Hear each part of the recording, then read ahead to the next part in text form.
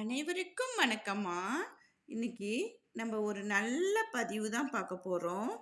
நம்ம போடுற பதிவு எல்லாமே உங்களுக்கு பயனுள்ளதா இருக்கணும் அப்படிங்கிறத பார்த்து பார்த்து நான் போட்டுட்டு இருக்கேன். இந்த பரிகாரத்தை நீங்க செஞ்சுட்டு உங்க வாழ்க்கையில எல்லா வளமும் நலமும் பெறணும் அப்படிங்கிற ஒரு நல்ல எண்ணத்துல தான்ப்பா போடுறேன். இது ரொம்ப எளிமையான ஒரு பரிகாரமும்.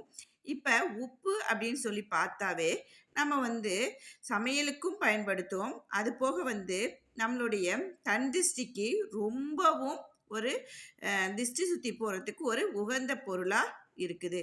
அது போக இது மகாலட்சுமிக்கு ஒரு உகந்த ஒரு பொருள்.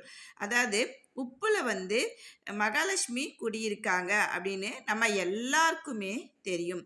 உப்பு வீட்ல எப்பயுமே குறையில்லாம இருக்கணும். அப்படி இருந்தாதான் நம்மளுடைய வீட்ல செல்வ வளம் இருந்துகிட்டே இருக்கும் அப்படிங்கிறது எல்லாருக்குமே தெரிஞ்ச விஷயம்.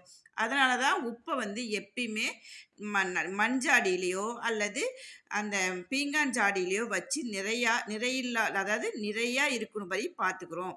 அதுபோல தான் இப்போ நம்ம இந்த பரிகாரமும் செய்ய போகிறோம். இப்போ இதுக்கு ரொம்ப ஈஸியான ஒரு பரிகாரம் தான்ப்பா. இப்போ நம்ம கோவிலுக்கெல்லாம் போனோம்னா, இப்போ அம்மன் கோவிலாக இருக்கட்டும், அந்த மாதிரி கோவிலுக்கு நம்ம போகும்போது நம்ம உப்பு மிளகு வாங்கி கொட்டுவோம். ஏன் அப்படின்னா நம்ம மேலே இருக்கிற கந்திஷ்டி எல்லாம் போகணும் அப்படிங்கிறதுக்காக தான் இந்த உப்பு மிளகு நம்ம அங்கே கோவிலில் கொட்டுவோம். அது மாதிரி தான் நம்ம வீட்டில் எதிர்மறை, அதாவது நெகட்டிவ் வைப்ரேட் இருந்தாவே நம்ம எந்த காரியம் செய்ய போனாலும் ஒரு தடுங்கல் இருந்துக்கிட்டே தான் இருக்கும். பணம் சேராது, வர வேண்டிய பணம் வராது, நம்ம எங்கேயாவது ஒரு பண விஷயமா போனோம்னா கிடைக்காது, ஒரு நல்ல காரியம் நடக்காது, வீட்டில் எப்பயுமே ஒரே சண்டையாக இருந்துட்டு இருக்கும். இதுக்கெல்லாம் ஒரே காரணம் எதுவாக இருக்கும் அப்படின்னு நம்ம சொல்லி பார்த்தோம்னா நம்ம மேலே இருக்கிற கண் திருஷ்டி தான்.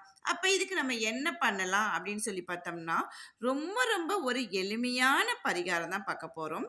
இப்போ நான் 2 பரிகாரம் சொல்கிறேன் இந்த உப்பை வச்சு. உங்களுக்கு எது நீங்கள் செஞ்சாலும் பரவாயில்லை. இல்லைம்மா நான் 2மே செய்கிறேம்மா அப்படின்னு சொன்னாலும் ரொம்பவே சந்தோஷம்.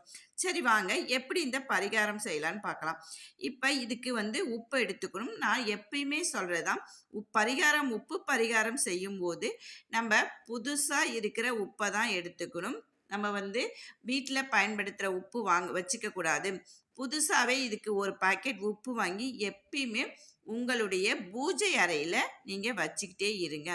இந்த மாதிரி பரிகாரம் செய்யும்போது அந்த உப்பை நம்ம பயன்படுத்திக்கலாம். சரி, இப்போ இந்த மாதிரி ஒரு பவுல் எடுத்துக்கோங்க. கண்ணாடி பவுலாக இருந்தால் அது ரொம்பவே நல்லது.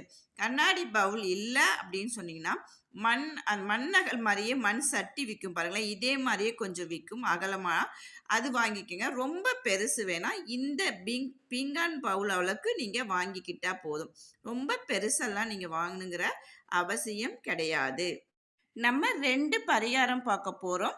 அந்த 2 பரிகாரத்தில் முதல்ல செய்யறது, இந்த மாதிரி ஒரு கண்ணாடி பவுல் எடுத்துக்கோங்க. உங்ககிட்ட பவுல் இருந்தால், மறுபடியும் சொல்கிறேன், கண்ணாடி பவுல் இருந்தால் எடுத்துக்கோங்க. அப்படி இல்லை மண் சட்டி மாதிரி சின்னதாக விற்கும், அதை வாங்கிக்கோங்க.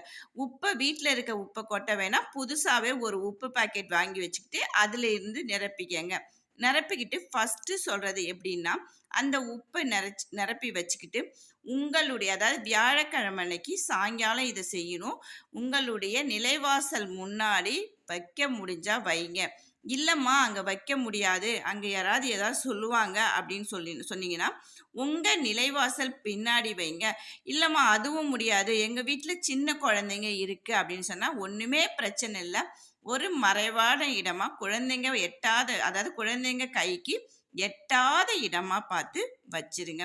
வச்சுட்டு இப்போ நீங்கள் வியாழக்கிழமை வைக்கிறீங்க அப்படின்னு சொன்னால் அடுத்த அதாவது வெள்ளிக்கிழமை அன்னைக்கு ஒரு வாரம் கழித்து அந்த உப்பை எடுத்து நீங்கள் பார்த்தீங்க அப்படின்னு சொல்லி பார்த்தோம்னா அது கலர் மாறி இருக்கும். பழுப்பு நிறமாக இருந்தாவே உங்களுடைய வீட்டில் கண் திஷ்டி நிறையா இருக்குது.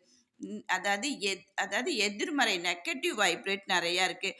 அப்படி இருந்துச்சு அப்படின்னு சொல்லி பார்த்தோம்னா கண்டிப்பாக நம்மளுக்கு நல்ல விஷயங்களாக நடக்கவே நடக்காது. நமக்கு நிறைய விஷயங்கள் நடக்காமல் போகிறதுக்கு காரணமே இந்த கண் திஷ்டி தான். அப்போ இது மாதிரி நீங்கள் செஞ்சுக்கிட்டு வர அந்த உப்பு வந்து உங்களுக்கு ந நல்ல ஒரு எனர்ஜிய பாசிட்டிவ் எனர்ஜிய குடுத்து, உங்க வீட்ல எப்பயும் ஒரு சந்தோஷத்த குடுக்கும். இதே மாரி நீங்க செஞ்சுட்டே வரும்போது, உங்களுக்கே கண்கூடா தெரியும். நல்ல ஒரு வைப்ரேட்டு எல்லா விஷயமும் நல்லதாவே நடந்துட்டு வரும்.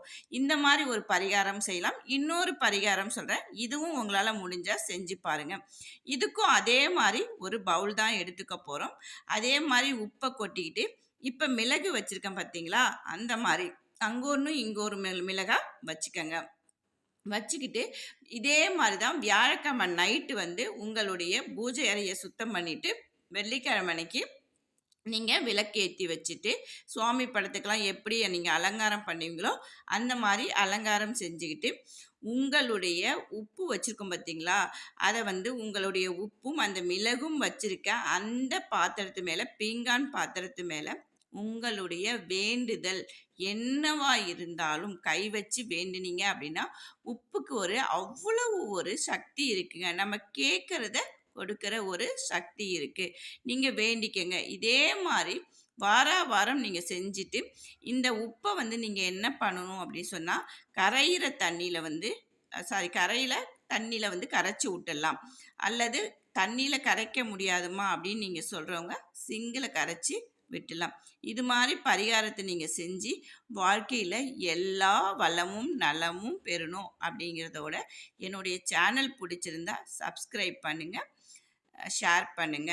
Thank you.